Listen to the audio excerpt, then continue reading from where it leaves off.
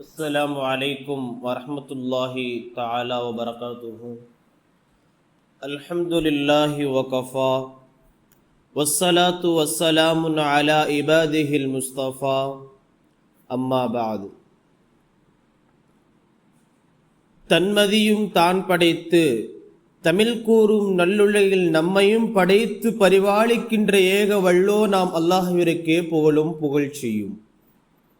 அவனின் அருள் இப்பாரில் பரிணமித்த நேசமிகு பாச நபி ஸல்லல்லாஹு அலைஹி வஸல்லம் அன்னாரின் மீதும் அன்னாரினுடைய அடிச்சுவடுகளை அப்படியே அடிபிளராமல் பின்பற்றி வாழ்ந்து வழிகாட்டிய உத்தம சத்திய சஹாபாக்கள் தாபியீன்கள் தபா தாபியீன்கள் அவுலியாக்கள் நாதாக்கள் சுஹதாக்கள் உலமாக்கள் நம்மவர்கள் நல்லோர்கள், குறிப்பாக சங்கை மிகு இந்த தராவிகையில் அங்கம் வகித்திருக்கும் நம் அனைவர்களின் மீதும் என்றென்றும் நின்று நிலவட்டுமாகுக. ஆமீன். அல்ஹம்துலில்லாஹ். இன்றைக்கு நாம் பார்க்க போகின்றது மக்கத்து ராஜா மதீனத்து ரோஜா மாநபியின் மகத்துவம் என்கின்ற தலைப்பின் கீழ் இன்ஷா அல்லாஹ் இன்றைக்கு நாம் பார்க்க போகின்றோம். பொதுவாகவே இந்த உலகத்திலே ஒவ்வொரு கூட்டத்தினருக்கும் ஒவ்வொரு நபிமார்கள் இறக்கப்பட்டிருக்கின்றார்கள். உலகம் முழுக்க நபிமார்கள் இறக்கப்பட்டிருக்கின்றார்கள். ஏன் நமது நாடான இந்தியாவிலும் கூட இறக்கப்பட்டிருக்கின்றார்கள். இந்த உலகம் முழுக்க நபிமார்கள் இறக்கப்பட்டு இந்த உலகம் முழுக்க அல்லாஹுவையும் அல்லாஹ் சார்ந்த விஷயங்களை பற்றியும் போதனை செய்யப்பட்டு வந்தது. அப்படித்தான் அரபு தேசத்திலே ஹஜ்ரத் இப்ராஹிம் அலைஹிஸ்ஸலாம் ஹஜ்ரத் இஸ்மாயில் அலைஹிஸ்ஸலாத்தை அல்லாஹ் தஆலா இறக்கினான்.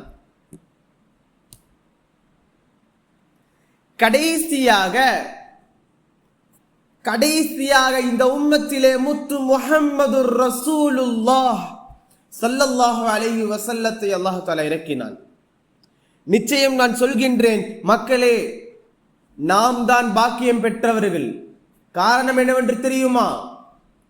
இந்த உலகத்திலே நபிகள் நாயகம் ஸல்லல்லாஹு அலைஹி வஸல்லம் அன்னவர்களினுடைய உம்மத்திலே பிறப்பதற்கு அல்லாஹ் தஆலா நமக்கு தௌஃபீக் செஞ்சிருக்கான். அல்லாஹ்வுக்கு மிக மிக நன்றி செலுத்துவோம்.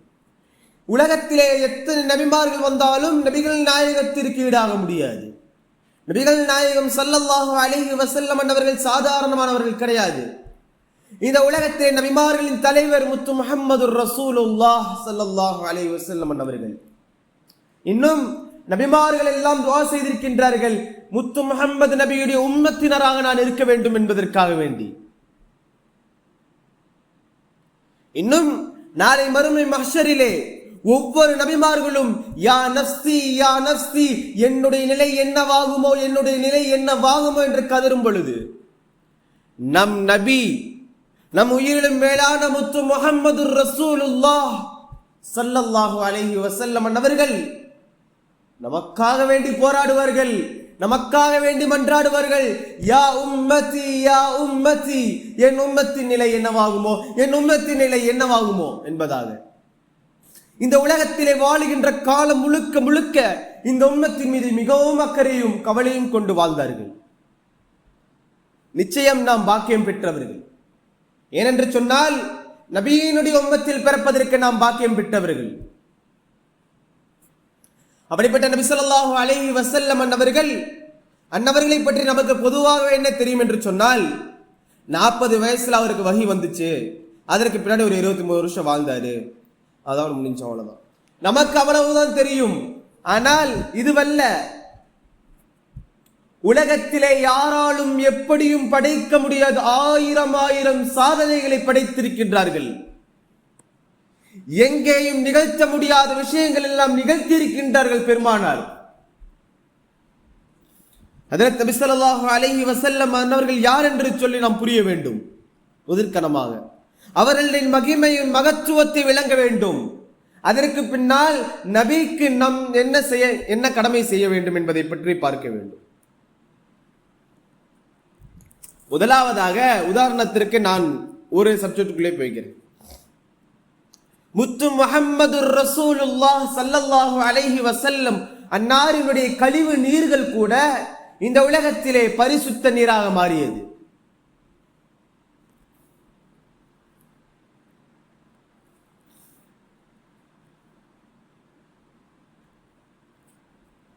நபி ஸல்லல்லாஹு அலைஹி வஸல்லம் அவர்களுடைய கழிவு நீர்கள் கூட இந்த உலகத்திலே பரிசுத்தமானது, புனிதமானது கூட.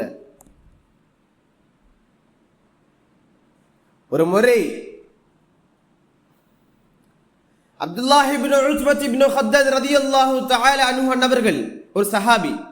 யார் என்று சொன்னால் இவர் நீக்ரோ, கருப்பு நிறமுடையவர். இந்த சஹாபியுடைய கத்தாடை வாடி பக்கத்துல மிகவும் துர்நாற்றம் இவர் மேல, யாருமே வர முடியாது இவர் பக்கத்துல. மற்ற சஹாபிகள் தாண்டி தான் கூட தன் வாடையை நுகர முடியாத அளவிற்கு ஆகிவிட்டார். நபிகள் பெருமானார் இடத்தில் வருகின்றார். யா ரசூலல்லாஹ், யா ரசூலல்லாஹ், எனக்கு மற்றவர்கள் என்னுடைய வாசத்தை நுகர்றாங்களோ இல்லையோ, என்னாலேயே முடியல, தாங்க முடியல என்பதாக கூறுவார்கள். உடனே பெருமானார் ஸல்லல்லாஹு அலைஹி வஸல்லம் அவர்கள் தன்னுடைய உமிழ் நீரை எடுத்து அந்த சஹாபியிடம் தேய்ப்பார். அதற்கு பின்னால் சுவர்க்கத்தினுடைய கஸ்தூரியினுடைய வாடை அந்த சஹாபியின் மீது வீசியது. எந்த அளவிற்கு என்று சொன்னால், எந்த சஹாபிகள் பக்கத்தில் அமராமல் தள்ளி சென்றார்களோ அந்த சஹாபிகள் இந்த கஸ்தூரியின் வாசத்தை கேட்டு போட்டு போடுவார்களாம் அருகில் அமர்வதற்கு. அது மட்டுமல்ல, இந்த வாசம் இருக்கின்றது அல்லவா, இந்த அப்துல்லாஹ் இப்னு உத்பத் இப்னு ஹத்தத் ரலியல்லாஹு தஆலா அன்ஹு அவர்களை கபரிலே வைத்த பிறகும் கூட இந்த சொர்க்கத்தினுடைய கஸ்தூரியினுடைய வாசம் வந்திருக்கின்றது. இதற்கு யார் காரணம்? நபி ஸல்லல்லாஹு அலைஹி வஸல்லம் அவர்களுடைய உமிழ் நீர் தான் இது. எனவான்களே, பெரியோர்களே, இரண்டாவது என்னவென்று சொன்னால், இந்த உமிழ் நீர் ஒன்றுடைய சம்பவத்தை பற்றி பார்த்து கொண்டே போகலாம். நமக்கெல்லாம் தெரிந்த போர் ஹத்தக், ஹைபர், பிரபல்யமான போர், மிக முக்கியமான போர். இந்த போரிலே முதலாவது நாள் ஹஜ்ரத் அபூபக்கர் சித்திக் ரலியல்லாஹு தஆலா அன்ஹு அவர்களிடத்தில் கொடி இருக்கின்றது. கொடி இருக்கின்றது. ஹஜ்ரத் அபூபக்கர் சித்திக் அந்த நாள் ஃபுல்லா முடிஞ்சிருச்சு. அன்றைய நாளிலே எந்த விதமான ஒரு இதுவும் தெரியல, வெற்றியும் தெரியல, தோல்வியும் தெரியவில்லை. மறுநாள் ஹஜ்ரத் உமரிடம் இருக்கின்றது கொடி. அப்பொழுதும் வெற்றியும் தெரியவில்லை, தோல்வியும் தெரியவில்லை. நபிகள் நாயகம் இரண்டாவது நாள் இரவிலே கூறினார்கள், நாளை காலை நான் ஒருவரை அழைப்பேன், அவரிடத்தில் கொடியை கொடுப்பேன், அவர் வெற்றி வாகையை சூட்டிக் கொண்டு வருவார் என்பதாக. பெரும் பெரும் சஹாபாக்கள், ஹாலித் பின் வலீத், வீரத்திற்கே பெயர் பெற்றவர்கள், Khalid bin Walid, Amr ibn As, Abu Musa Ashari ரலியல்லாஹு தஆலா அன்ஹு மன்னவர்கள், இவர்கள் போன்ற பெரும் பெரும் சஹாபாக்கள் எல்லாம் எதிர்பார்த்து கொண்டிருந்தார்கள். நபிகள் நாயகம் நாளை காலை நம்மளைத்தான் அழைப்பார்கள், நம்மை அழைப்பார்கள், நம்மை அழைப்பார்கள் என்பதாக ஒவ்வொருத்தரும் காத்து கொண்டிருந்தார்கள். அடுத்த நாள் காலையில் நபிகள் நாயகம் ஸல்லல்லாஹு அலைஹி வஸல்லம் அவர்கள் வந்தவுடன் ஹஜ்ரத் அலி கர்ரமல்லாஹு வஜ்ஹஹு அவர்களை அழைத்தார்கள். அழைத்து அவர்கள் எங்கே என்பதாக கேட்டார்கள். சஹாபாக்கள் பதிலளித்தார்கள், யா ரசூலல்லாஹ், யா ரசூலல்லாஹ். அலிக்கு கண்வழி ஏற்பட்டதின் காரணத்தினால் ஒரு மூலையில் அமர்ந்திருக்கின்றார். அலையுங்கள் அலியை நபி ஸல்லல்லாஹு அலைஹி வஸல்லம் அழைத்தார்கள். அழைத்து கையிலே கொடியை கொடுத்தார்கள். யா ரசூலல்லாஹ், எனக்கு கண்வழி அடிக்கின்றது, கண்ணை கூட திறக்க முடியவில்லை. நபியினுடைய உமிழ் நீரை எடுத்து தடவினார்கள் கண்ணிலே. அதற்கு பின்னால் வரலாற்றில் பார்க்கலாம், ஹஜ்ரத் அலிக்கு இயற்கையாக இருந்ததை விட பல மடங்கு கண் பார்வை அதிகரித்திருக்கின்றது. அதற்கடுத்தது பார்த்தால், ஒரு முறை ஹஜ்ரத் அபூபக்கர் சித்திக் ரலியல்லாஹு தஆலா அன்ஹு அவர்கள் நபி ஸல்லல்லாஹு அலைஹி வஸல்லம் அவர்களுடன் இருக்கும் பொழுது ஒரு முறை தூங்கிக் கொண்டிருக்கின்றார்கள். ஹஜ்ரத் அபூபக்கரை ஒரு பாம்பு வந்து கொத்துகின்றது. பக்கத்தில் அருகாமையிலே நபி ஸல்லல்லாஹு அலைஹி வஸல்லம் தூங்கிட்டு இருக்காங்க. யாராக இருந்தால் எழுப்பிடுவாங்கல்ல. ஹஜ்ரத் அபூபக்கர் எழுப்பிவிட கிடையாது. எனக்கு பாம்பு வந்து மரணம் வந்தாலும் கூட பரவாயில்லை, ஆனால் நபிகளாருக்கு தூக்கம் முக்கியம். நபி ஸல்லல்லாஹு அலைஹி வஸல்லம் எழுப்பக்கூடாது, அதாவது டிஸ்டர்ப் பண்ணக்கூடாதுங்கிற மாதிரி. இது நபியின் மீது வைத்திருந்த உண்மையான காதல். இது நபியை பார்த்து ருசித்த மனிதர்கள் இவர்கள், சஹாபாக்கள். ஹஜ்ரத் அபூபக்கர் தோழர் இப்படித்தான் உண்மையாக இருக்க வேண்டும். அப்பொழுது தன்னால் அந்த வலியை தாங்க முடியாமல் அழுது கொண்டிருந்த காரணத்தினால் அந்த அழுகையின் தண்ணீர் கண்மணியை எழுப்பிவிட்டது. ஹஜ்ரத் முத்து முஹம்மது ரசூலுல்லாஹ் எழுந்து விட்டு தன்னுடைய உமிழ் நீரை எடுத்து ஹஜ்ரத் அபூபக்கரின் மீது தடவுவார்கள். சரியாக ஆகிவிடும். கனவான்களே, பெரியோர்களே, இதற்கடுத்ததும் கூட ஒரு விஷயத்தை பார்க்கலாம். என்னவென்று சொன்னால், ஒரு ஏழை சஹாபி ஒரு ஏழை சஹாபி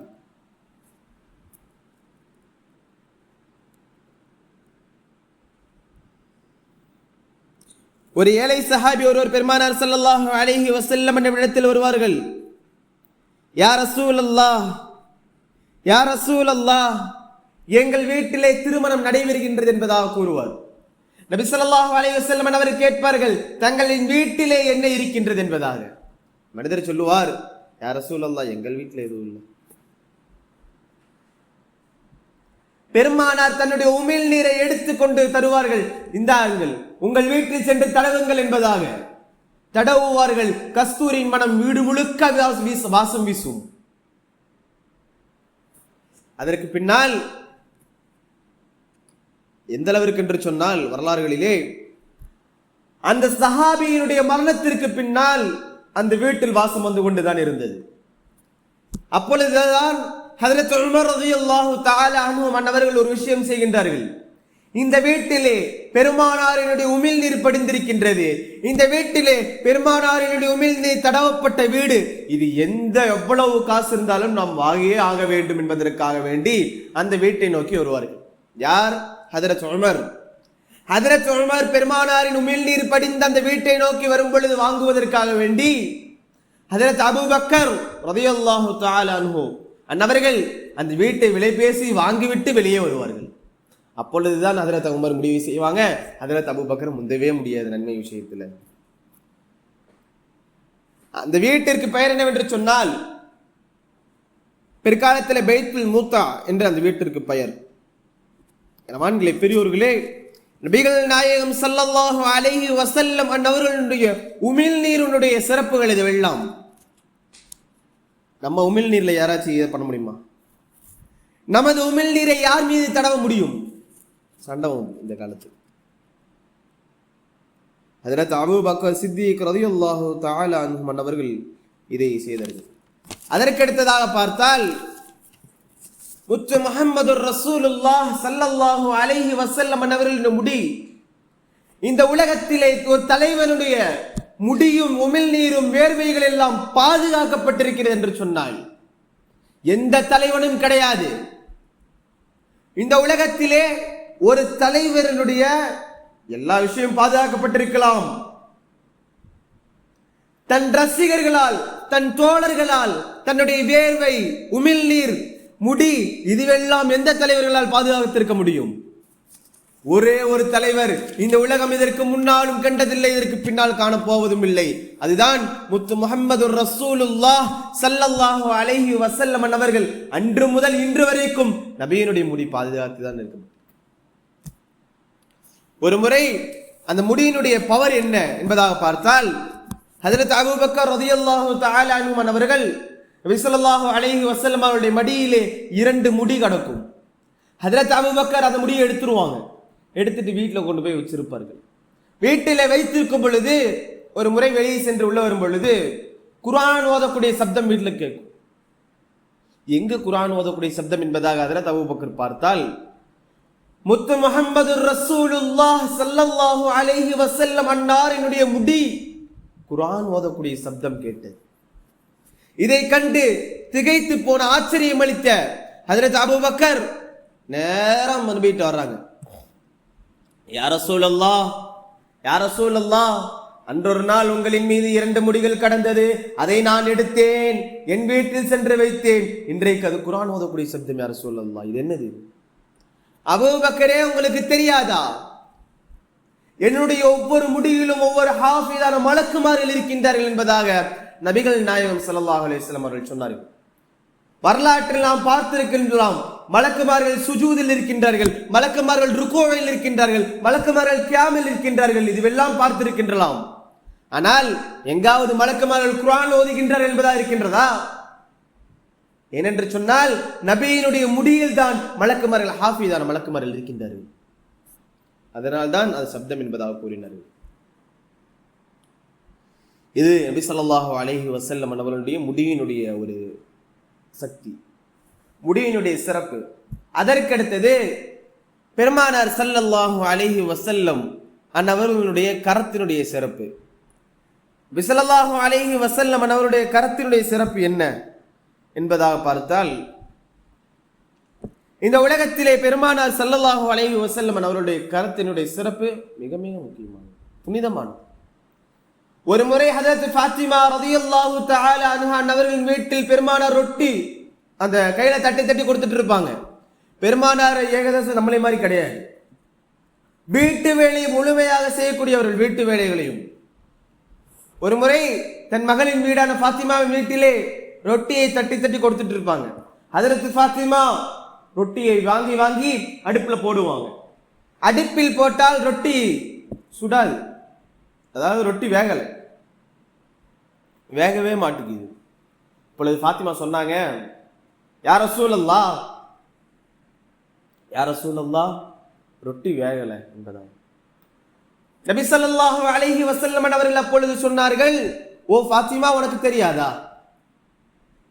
என்னுடைய கரங்கள் பட்டது நெருப்பு தீண்டாது என்பதாக உனக்கு தெரியாது என்பதாக கேட்டார்கள். பெரியவர்களை யோசித்து பாருங்கள். அல்லாஹு அக்பர். அதற்கடுத்தது பார்த்தால் ஹஜரத் அனஸ் ரலியல்லாஹு தஆலா அன்ஹு அவர்கள் ஒரு முறை ஒரு துண்டை பல ஆண்டுகளாக பாதுகாத்து வைத்திருக்கின்றார்கள், கையில் ஒரு துண்டு. ஹஜரத் அனஸ் ரலியல்லாஹு தஆலா அன்ஹு பிற்காலத்தில் தன்னுடைய மகன்கிட்ட சொல்லுவாங்க, இந்த துண்டை நீ பாதுகாப்ப வச்சுக்கோ, எண்ணத்தை வேணினாலும் தொலைத்துக்கொள்ள, இதை வேணா என்ன பண்ணிக்கோ, அது தெரியாது, இந்த துண்டை நீ பத்திரப்படுத்திக் கொள். அப்பொழுது தன்னுடைய மகன் சொல்லுவார், வாப்பா வாப்பா, அன்றைக்கு ஒரு நாள் நம்மளுடைய வீடெல்லாம் தீ உடுத்தெரிந்தது, அப்பொழுது நம் வீட்டில் இருந்த எல்லா பொருளும் சென்றது, ஆனால் இந்த துண்டு மட்டும் தான் கருகவில்லை. காரணம் என்னவென்று சொன்னால், ஹஜரத் நபி ஸல்லல்லாஹு அலைஹி வஸல்லம் அவர்கள் ஒரு முறை சாப்பிட்டு முடித்து கையை கழுவி விட்டு அந்த துண்டிலே துடைத்திருக்கின்றார்கள். அல்லாஹு அக்பர். யோசித்து பார்க்க முடிகின்றது. நபிகளினுடைய கரங்கள் நீட்டினால் ஹிதாயத் வரும். ஹஜரத் அபூபக்கர், இந்த உலகத்திலே ஒரு மனிதருக்கு மட்டும்தான் இந்த சிறப்பு இருக்கின்றது. என்ன சிறப்பு என்று சொன்னால், 4 தலைமுறை சஹாபாக்கள், தானும் சஹாபி, தன்னுடைய தந்தையும் சஹாபி, தன்னுடைய மகனும் சஹாபி, தன்னுடைய மகனுடைய மகனும் சஹாபி. மாஷா அல்லாஹ், 4 தலைமுறை சஹாபாக்கள். ஹஜரத் அபூபக்கர் அவருக்கு மட்டும்தான் இந்த சிறப்பு. ஒரு முறை ஹஜரத் அபூபக்கர் ரலியல்லாஹு தஆலா அன்ஹு அவர்கள் மிகவும் நோயுற்ற நிலையில் வீட்டில் இருக்கும் பொழுது, அதாவது அதுக்கு முன்னாடி அடிபட்டு இருக்கும் அவங்களுக்கு, வீட்டில் இருக்கும் பொழுது தன்னுடைய சொந்தக்காரர்கள் எல்லாம் வீட்டில் எடுத்துக்கொண்டு படுக்க வைத்திருப்பார்கள். வைத்திருக்கும் பொழுது படுத்து முடிச்சுட்டு உயிருக்கு போராடி கொண்டிருந்த ஹஜரத் அபூபக்கர் கண்ணை வெளித்து பார்த்து முதலாக அவர்கள் கேட்டது, என்னுடைய கண்மணி நன்றாக இருக்கின்றாரா என்பதாக கேட்டார்கள். இது ஒரு பக்கம். ஆனால் அங்கே நபி ஸல்லல்லாஹு அலைஹி வஸல்லம் அவர்கள் என்னுடைய அபூபக்கருக்கு என்ன ஆனதோ என்பதாக கவலைப்பட்டுக் கொண்டிருந்தார்கள். மாஷா அல்லாஹ், பாருங்கள், இவர்களுடைய அன்பை பாருங்கள், இவர்களுடைய நட்பை பாருங்கள். அல்லாஹு அக்பர். யோசிக்க முடிகின்றது. நபி ஸல்லல்லாஹு அலைஹி வஸல்லம் அவர்கள் ஹஜரத் அபூபக்கரினுடைய வீட்டுக்கு வருகின்றார்கள். வந்து, ஹஜரத் அபூபக்கர், உங்களுக்கு என்ன வேணும் என்பதாக கேட்பார். அப்பொழுது தன்னுடைய ஹஜரத் அபூபக்கர் ரலியல்லாஹு தஆலா அன்ஹு அவர்கள் அப்படி இருந்த நிலைமையிலும் தன்னுடைய தேவையை கேட்டார்கள். என்னவென்று தெரியுமா? யா ரசூலல்லாஹ், யா ரசூலல்லாஹ், என் தாயும் என் தகப்பனும் இஸ்லாத்தை ஏற்க வேண்டும். உடனே நபி ஸல்லல்லாஹு அலைஹி வஸல்லம் அவர்கள் இறைவனிடத்தில் கையேந்தினார்கள். மாஷா அல்லாஹ், ஹிதாயத் கிடைச்சது. இது மட்டுமா? கிடையாது. நாம் எல்லாம் வரலாறுகளில் கேள்விப்பட்டிருப்போம். சஹாபா பெருமக்கள் வருவார்கள், யா ரசூலல்லாஹ், எங்கள் வீட்டிலே மழை இல்லை, எங்கள் ஊரிலே மழை இல்லை, பஞ்சமாக இருக்கிறது என்பதாக கூறுவார்கள். அப்பொழுது நபி ஸல்லல்லாஹு அலைஹி வஸல்லம் அவர்கள் தன்னுடைய புனிதமிக்க கரங்களை மேலே உயர்த்துவார்கள், மழை பொழியும். மீண்டும் சஹாபாக்கள் வருவார்கள், யா ரசூலல்லாஹ், மழை மிகவும் அதிகமாக பொழிகின்றது, எங்களுக்கு ஆபத்து வருவதை போல இருக்கின்றது என்பதாக கூறுவார்கள். மீண்டும் கையை உயர்த்துவார்கள், அந்த மழை நிற்கும். 2 கரங்கள் சகோதரர்களே, எங்கோ இருக்கின்ற மேகங்களை அழைத்துக் கொண்டு ஒரு இடத்தில் திரட்டி அந்த இடத்தில் மழையை பொய்யச் செய்கின்றது. 2 கரங்கள். நம்முடைய எந்த கரங்கள் இப்படி இருக்கின்றது? ரசூலுல்லாஹின் ஒவ்வொரு உறுப்புகளும் சிறப்பு மிக்கது, அற்புதமானது, அழகானது. இப்படிப்பட்ட பெருமானாரின் சிறப்புகளை அறிந்த நாம் பெருமானாரின் மீது என்ன செய்ய வேண்டிய கடமைகள் என்ன? பெருமானாரை பற்றி புகழ வேண்டும். ஏனென்று சொன்னால் ஒருவரை பற்றி நாம் எப்பொழுது புகழ்கின்றோமோ அப்பொழுதுதான் அவரின் மீது காதல் பிறக்கும், அப்பொழுதுதான் அவரின் மீது சேர்வதற்கு உண்டான வழிகள் வகுக்கும், அப்பொழுதுதான் அவர்கள் மீது தொடர்பு கொள்ள வேண்டிய சூழ்நிலைகள் இருக்கும். கணவான்களே, பெரியோர்களே, யோசித்துக் கொள்ளுங்கள். பெருமானாரை பற்றி புகழ வேண்டும், செலவாத்துக்களை அதிகம் அதிகம் ஓத வேண்டும், பெருமானாரின் மீது அதிகம் அதிகம் செலவாத்துக்களை ஓத வேண்டும். அல்லாஹ் தஆலா திருமறையிலே கூறும்பொழுது சொல்லுவான் அல்லவா, இன்னல்லாஹ வ மலாயிகத்தஹு யுஸல்லூன அலன் நபிய்யி. நபி ஸல்லல்லாஹு அலைஹி வஸல்லம் அன்னாரின் மீது அல்லாஹ்வும் அல்லாஹ்வினுடைய மலக்குகளும் ஸலவாத் சொல்கின்றார்கள். நீங்களும் கூறுங்கள். ஸலவாத்தை அதிகம் அதிகம் ஓத வேண்டும், பெருமானாருக்கு சேர்க்க வேண்டும். ஏனென்று சொன்னால் பெருமானாரினுடைய வாழ்க்கையினுடைய வெற்றி இந்த உலகத்தில் மட்டுமல்ல, நாளை மறுமையிலும் தான் இருக்கின்றது. பெருமானாரின் கையில் தான் ஹவுதுல் கௌதர் தண்ணி இருக்கின்றது. பெருமானாரின் தான் நாளைக்கு நமக்கு ஷஃபாஅத்தை பெற்று தருவார். யோசித்து பாருங்கள். இந்த உலகத்திலே பெருமானாருக்கு பிடித்த முறையில் நாம் வாழ வேண்டும். பெருமானாரினுடைய சுன்னத்துகளை அணுவணுவாக பின்பற்ற வேண்டும். பெருமானாரின் மீது பேரன்பு கொள்ள வேண்டும். பல முறைகள் நாம் சொல்கின்றோம், பெருமானார் ஸல்லல்லாஹு அலைஹி வஸல்லம் அப்படி இப்படி இப்படி என் உயிருக்கு சமம் என்பதெல்லாம் நம் வாய்களில் விடுகின்றோம். இதை வாழ்க்கையில் கொண்டு வர வேண்டும். பெருமானார் எந்த முறையில் வாழ்ந்தார்களோ அந்த முறையில் வாழ நாம் முயற்சி செய்ய வேண்டும். பெருமானார்களை எப்படி வாழ சொன்னார்களோ அப்படி நாம் வாழ முயற்சி செய்ய வேண்டும். ஆக பெருமானாரை பற்றி முழுக்க முழுக்க நாம் அறிய வேண்டும். இன்னும் பெருமானாரினுடைய சிறப்புகளை மக்களுக்கு சொல்ல வேண்டும். இன்னும் பெருமானாரை பற்றி அந்த சிறப்புகள் எல்லாம் நாமும் எடுத்து வாழ்கின்ற பாக்கியத்தை வல்லோன் அல்லாஹ் நம் அனைவருக்கும் தந்தருள் புரிவானாக. இன்னும் பெருமானாரினுடைய கையிலே ஹவுதுல் கௌதர் தண்ணியை வாங்குகின்ற பாக்கியத்தையும் அல்லாஹ் தந்தருள் புரிவானாக. இன்னும் பெருமானாரினுடைய கரங்களிலே ஷஃபாஅத்தை பெறுகின்ற பெரும் பாக்கியவான்களில் அல்லாஹ் நம்மை ஆக்கி அருள் புரிவானாக என்று துஆ செய்தவனாக என் உரையை திரையிடுகிறேன். வாஹிரு தஅவானா அல்ஹம்துலில்லாஹி ரப்பில் ஆலமீன். அஸ்ஸலாமு அலைக்கும் வரஹ்மத்துல்லாஹி வபரகாத்துஹு.